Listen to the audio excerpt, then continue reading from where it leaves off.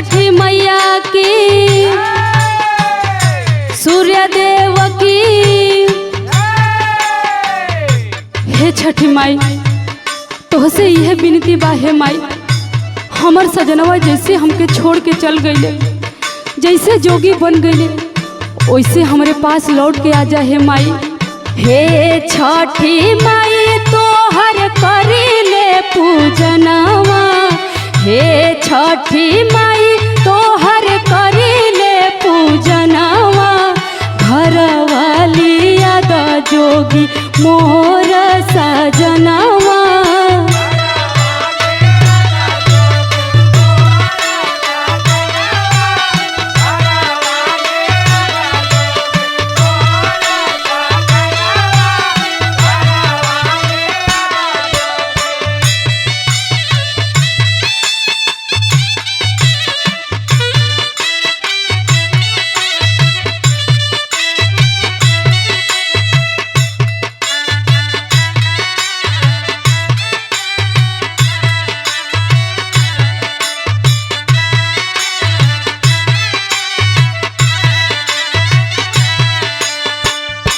हे छठी माई, जब से हमके गौना करा के लेके अइले, तब से ना जाने कौन हम कसूर कैले रहनी हे माई।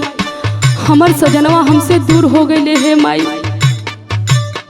गौना करा के हमके लिए घरवा से भागी के जोगी बनी गईले।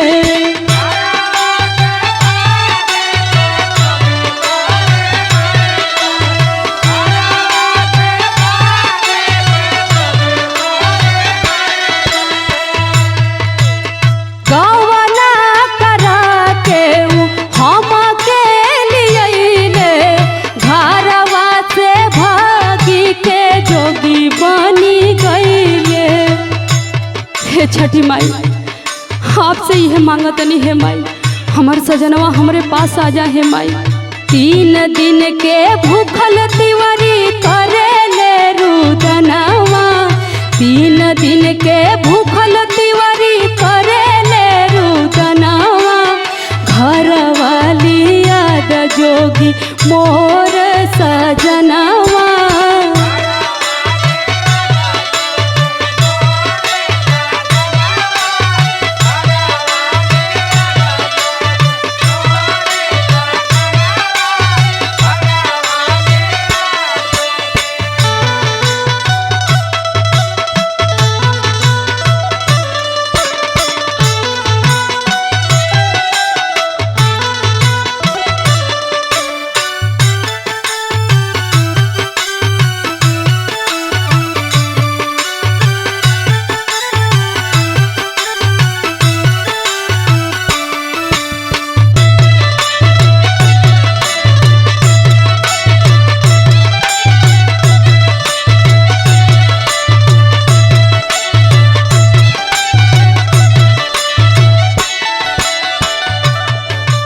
माई, सुनीला कि तू सबकर अरमान पूरा करेलू, एगो हमरो अरमान पूरा कर दे हे माई।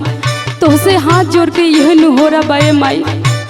ना जान का बसा माइल उनका मतिया, हमनी पर डाल दिहले भारी विपतिया।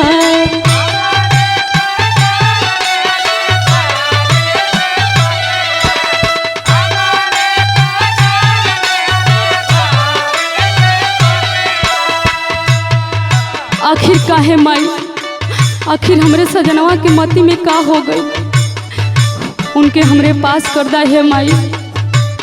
ना जान का बसा माइल उनका मतिया, हमनी पर डाल दिहले भारी विपतिया। आखिर हमारी कष्ट दूर कैसे हुई है माई।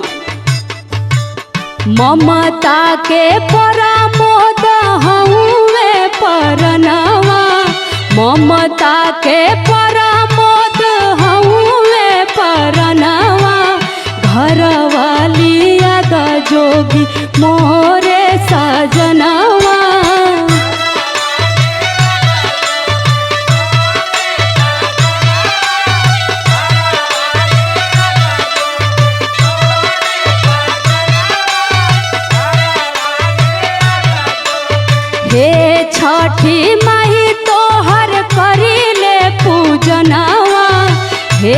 छठी माई तोहर करिले पूजनवा, घर वाली याद जोगी मोर सजनवा।